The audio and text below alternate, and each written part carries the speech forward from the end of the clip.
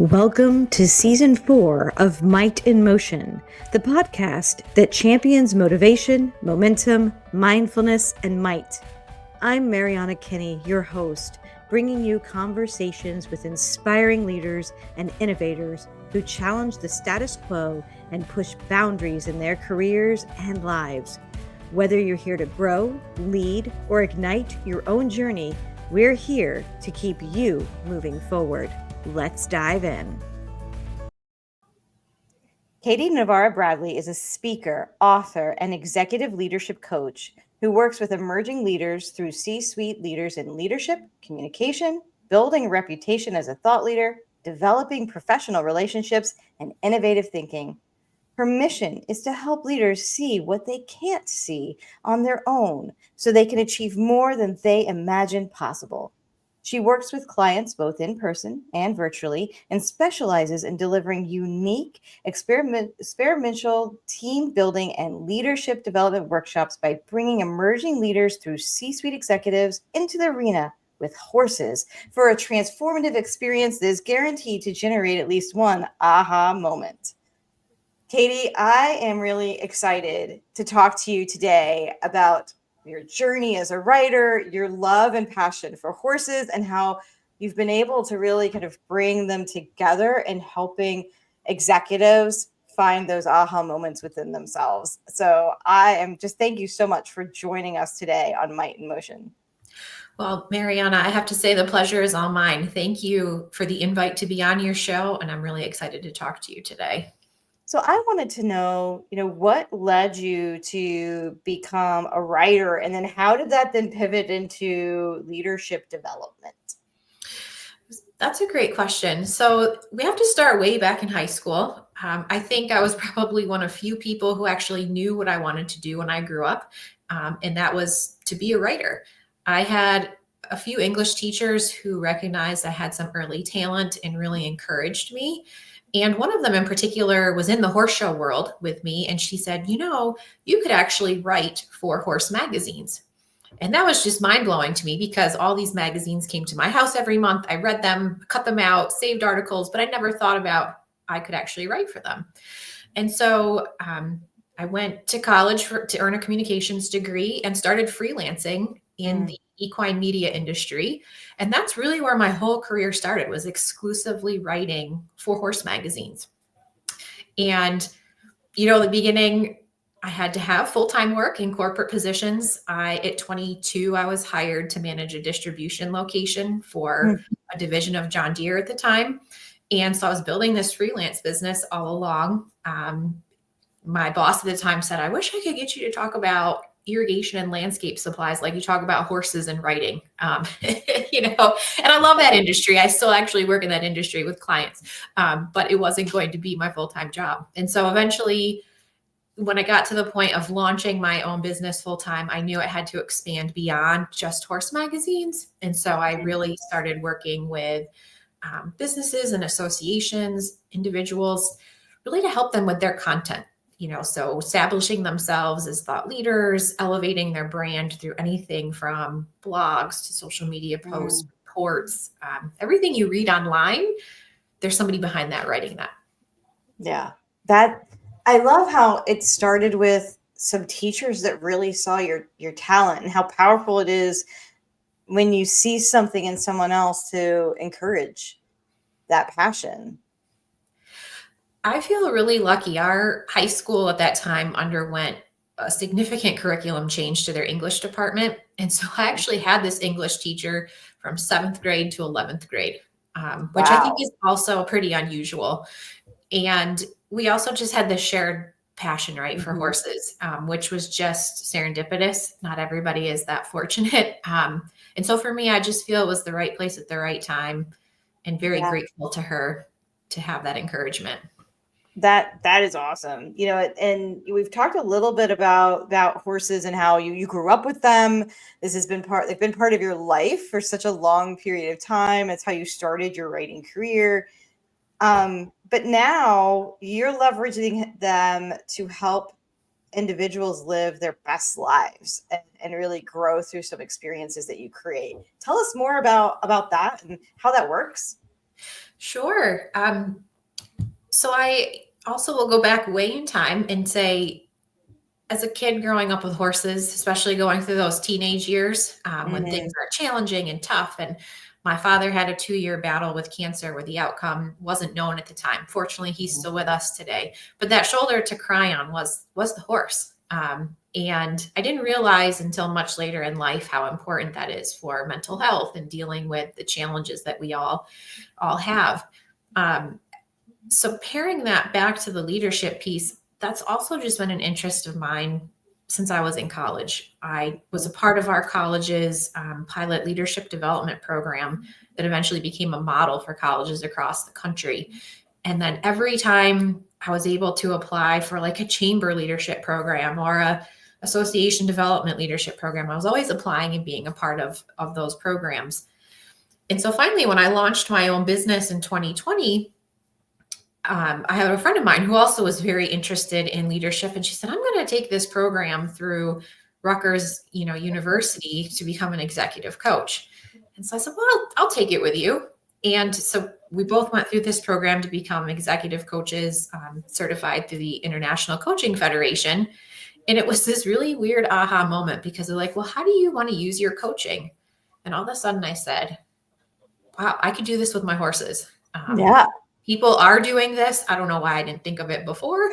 But I was able to connect with some very skilled facilitators a little less than 2 hours from me. And they sort of took me under their wing and have showed me the ropes of the equine experiential coaching side of the business. Mm.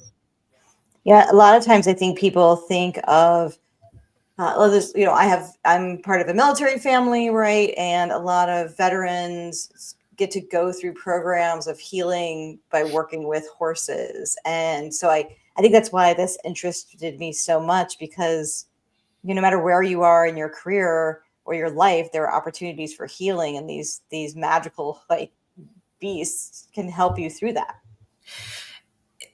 They have a power that is hard to describe in words until you experience it. But I appreciate that you have experienced this firsthand.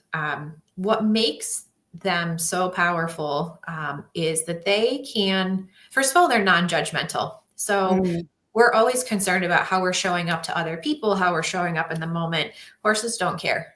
They want yeah. to know, they really want to know one thing. Are we going to make them safe? Because Ah, they're prey animals in the wild. They're fight or flight. If they feel that they are going to become food, for lack of better words, they're going to flee. And so mm, their first concern is knowing, is this person coming in going to make me mhm, feel safe? The next level down to that is, even if that person is nervous, they can sense whether we're being congruent. So are we mm, displaying outwardly what we're displaying inwardly? mm, So what does that mean? I had a client a couple of years ago who was going to come to a program. And I always tell people when you come, so there's no riding. I want people to know no riding, everything's done on the ground. And I always tell people, if you don't feel comfortable coming in and interacting with the horses right away, you can stand on the outside and watch, but you're expected to participate in the facilitated discussion we have after each interaction. So this woman for a couple weeks before was emailing me, "I hurt my ankle. I don't think I can go in with the horses." Every excuse that you could think of till the day of. And so I said, if you're not feeling up to it, you can certainly stand here and whatever. mhm, I opened the gate and she's the first one behind me to come in. And the horse that I had with me that day walked out of the group of 6 that were there, walked right over and put her nose on that woman's clipboard. mm, She knew that participant needed extra support that day. Um, and what came out of that story was the individual's parents had always told her how dangerous horses were. And so she was really afraid. But mm, the horse could sense that the fear wasn't born out of a bad space. And this woman was really willing to be vulnerable and admit that. And it created this very interesting conversation that, of course, mm, related back to the workplace, because other people in the session, they said, "Boy, we feel kind of left out. We were hoping this horse was going to come see us, and she's been spending all this time with this other individual."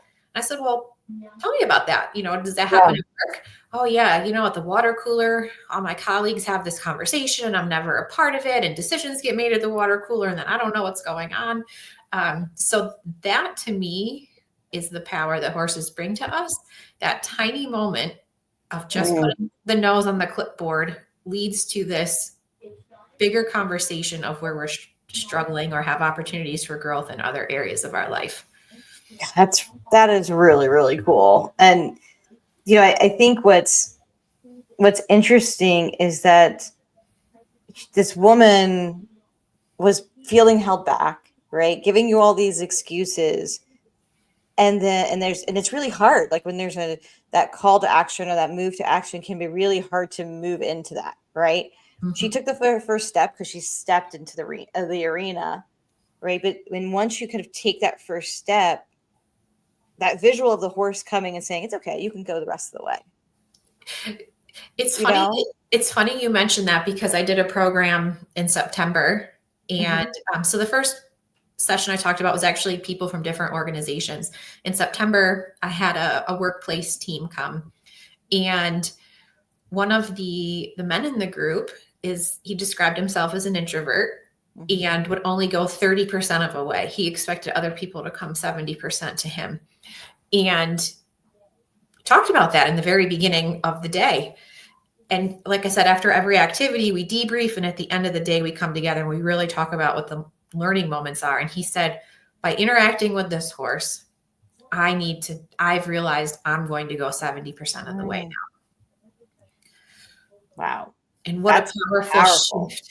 Right. Yeah. Like that's powerful not only in like a professional space, but in a personal relationship space. Mm-hmm. That's really, really cool. And it sounds like, those kind of opportunities, those kind of aha moments happen really frequently with these experiences that you put together and you curate for these leadership discussions. I could probably talk to you for hours about what comes out of them. And Yeah. what I really think stands out to me is how different they can be from session to session because the horses know what people need in the moment. And so the end result is the same. People walk away with this renewed sense of this is an area of growth for me, or this is how my team can realign things in a different way. But the horses really determine what the outcome is. Yeah. Even though, we meet with the client in advance and we talk about, what are your biggest concerns? What do you want out of this for your group? And we tailor activities around that. The horses really always pull out what's under the surface of those main goals. Yeah, that's amazing. That is really, really cool. Now, I love to kind of take a look at what people are doing on LinkedIn because that's my social media of choice. And I noticed that you were part of a Disrupt HR event recently. I think it was maybe in the last month or so. And I've heard a bit about Disrupt HR, and I haven't actually found one here in Atlanta. But I would love to maybe learn a little bit more about it and why you have participated in Disrupt HR and what it's kind of given you. I hope that you can find a local chapter because it was a really confidence building opportunity for me this year. I had not done a lot of public speaking. When I do the coaching, I'm with the horses and they suck up a lot of that energy. So the focus isn't on me. But Disrupt HR is an event that's held nationally. So the one you saw, I think, was held in the Capital District of New York. I also went out and did it in Syracuse. But the whole purpose is to bring people together who are really interested in talking about leadership, building culture, building stronger teams, and to think about that in a different way, in a disruptive way. We have processes that we've talked about for years, but to get to the goals that we really want, we need to think about these in new ways. And so I applied for, from the horse's mouth, what what horses have taught me about leadership. And the real key about Disrupt HR, for my first speaking engagement, you have 5 minutes exactly, no notes, 20 slides, and you are not allowed to control your slides. Somebody else advances them for you. And they are all image driven. So that's the other piece, the disrupt. We're not putting PowerPoints up that are deep with bullets. So it was this moment to really get up and speak from experience and make people, think about HR differently. And so I spun some examples of what had happened with my horses last year. One of my favorite lessons was, look where you want to go. He gets so caught up in the moment that our heads are often like so focused on the task at the moment that we potentially can miss times where we need to transition, or I don't like the word pivot, but, see things in a different way. And with horses, if we're looking down, we could be running into fence posts, trees, another horse. Horses are also so sensitive. They can feel a fly walking across their back. So as a rider, they can feel the shift in your weight. And if you're looking down, you're going to direct them in a direction that you potentially don't want to go. Wow. So the whole concept of looking up, looking where we want to go was really born out of, just all these things that these trainers kept telling me. Stop looking at your horse's ears. Yes, they're beautiful. Stop looking at them. And I was like, you know what? The same thing happened in my business in 2024. I was so focused on this one thing that I missed an opportunity in a different direction. Yeah, that is really, that look up, look where you want to go is so powerful. And even if you don't, like, if you've never been on a horse, but you've ridden a bicycle, it's the same thing I tell my kids. You're going to go where your head is going, where you're looking. Exactly. And so you want to make sure that you are kind of consistently monitoring your direction of your business, of your team, to get the final destination that you're hoping for. Like that's really powerful. The other, I don't want to give away the whole speech because you can go listen to it and it helps with views online. But the other big takeaway that I closed with that I could just hear the audience resonate with is, horses get back to grazing, and we should too. And so what does that mean? Horses are naturally designed to be in a relaxed state and to graze all day long. And when they're not, it can really cause significant digestive issues, and in severe cases require surgery or, advanced care. It doesn't mean that they don't have disagreements. They're always sorting out their pecking order in the herd. But once an event happens, it's done and they get back to grazing. And so what I shared with folks is, how many times do we have these disagreements with family, with friends, our colleagues, our bosses, and we just let it stew for days, weeks, months. And, if we could channel this horse and be more horse-like and get back to grazing, that could really do a lot for us personally and professionally. Yeah.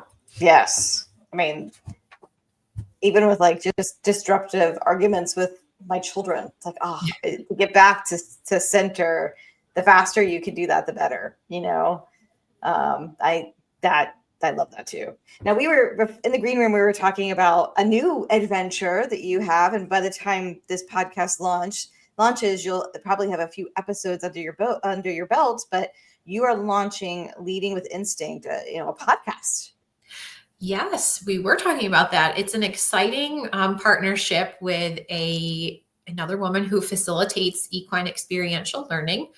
She is based out of Colorado, and we have spoken on the phone for years and finally had a chance to meet in September. And so we are excited to launch a podcast to really talk about many of these leadership topics that people talk about all the time. Isolation. How do we hold people accountable without feeling like we're being mean? How do we authentically lead? How do we work through these challenges? So we're bringing all of these topics in and pairing them with moments that have come out of our programs, but also just as horse owners.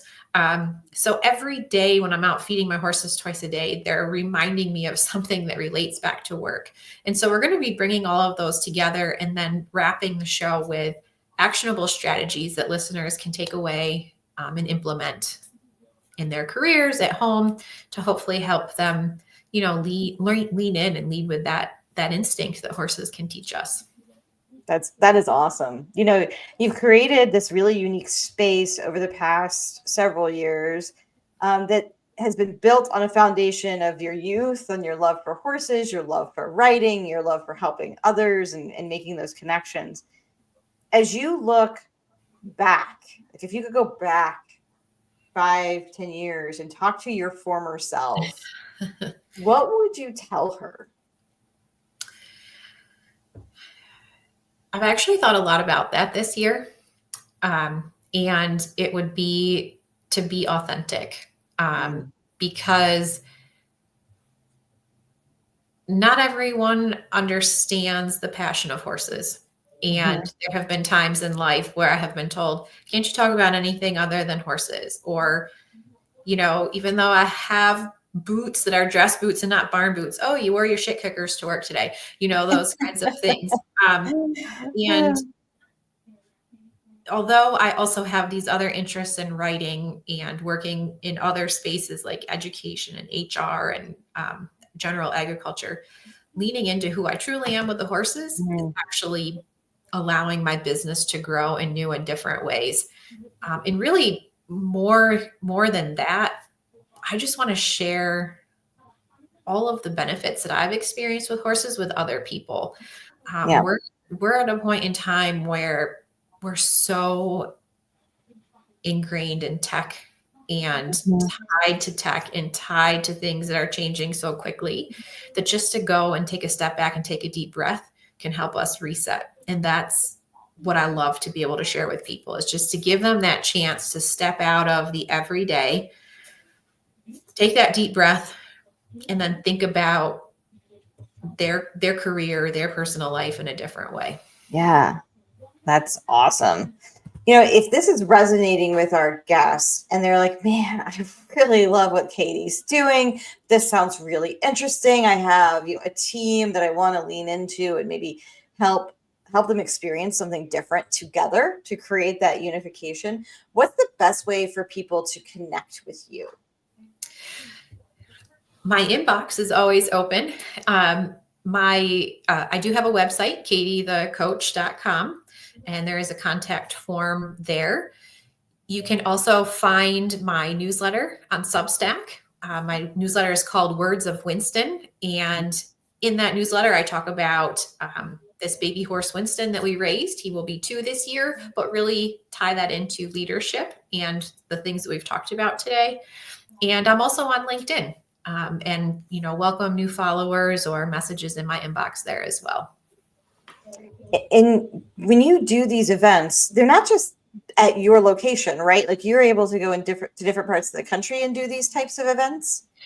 Yes. So I have relationships or the ability to connect with facilities in different areas. So the program I mentioned in September was out in Ohio. I am based in upstate New York, and groups that want to come and visit beautiful Saratoga, which is a great tourist destination. So there is a lot of flexibility as to where the events can be held. That is really exciting. And I know, like beforehand, I told you I always love to have my handy pen, and I like to write notes and then summarize at the end. So these are some of the big things that I took away. We started off with your origin story and how in high school you knew you wanted to be a writer. And you had the benefit of teachers that believed in you and encouraged you to get into writing, specifically around your real passion, which was in the horse space. So you started writing for horse magazines. We talked about how, taking a move to action is really, really important. And you gave the example of a client who, said that, oh, I'm introverted. I'm only going to give 30%. Everybody else has to go the rest of the way and da-da-da. But when he stepped into the arena, he stepped in with those horses. It allowed to open him his eyes and gave him a renewed sense of growth, and how if he gives more can come back to him. And we also, dabbled a little bit in how, horses are magical, and, they help you through really hard times because they are so sensitive, being, a being that just wants to feel safe, right? They also want to make you feel safe. And so that being in that environment of these beings that are non-judgmental, they don't really care. They just want to be, once again, safe. They can really tell if you're showing up as your real self. And you can take those moments to really help leaders see kind of a bigger conversation and lead to bigger discussions when you get your leadership group together to experience something like this together. You also talked about, horses just want to get back to grazing, and we should too. So once there's a disagreement, there's a problem, once you resolve it, don't keep on going back over and over and over it again. Like, you need to move on to grazing, move on to that sense of peace. We talked a little bit about what disrupt HR is and how it was really a confidence building opportunity for you to stand up and speak 5 minutes, no notes, 20 slides. And, really, if anybody is struggling in that space, it's a great opportunity to go and learn about leadership topics, but also put yourself in a different situation to grow and expand. I'm really excited to tune into your new podcast. I can't wait for it to launch, hopefully into February, beginning of March. So by the time people have this, they'll be able to click on that in the show notes as well and learn more about how working with, these wonderful animals can really drive learnings and leadership, how to more authentically lead, how to build confidence in your teams. And, I had to take a little bit of a look back, right? And you said that the main thing you would want to tell yourself is be more authentic. And man, everybody can learn from that. Everybody can learn from that opportunity that not everyone's going to understand your passion, but if you lean into what your passion is and you really love it, it's going to create these opportunities that allow you to really be free and joyous in what you do every day. This has been just a really cool conversation, Katie. I am just really excited for everything that you're doing, and I certainly hope that I get to experience it really soon. So thank you so much, Katie, for sharing with our audience. Thank you for having me on. I really enjoyed our conversation, and I do hope we get a chance to meet in person and have you come into the arena. Thank you for tuning in to this episode of Might in Motion. Remember, every step forward counts, and the power to create momentum starts with you. If you enjoyed today's conversation, please subscribe, share, and leave us a review. It makes a huge difference. Until next time, stay inspired, stay mindful, and keep moving with might.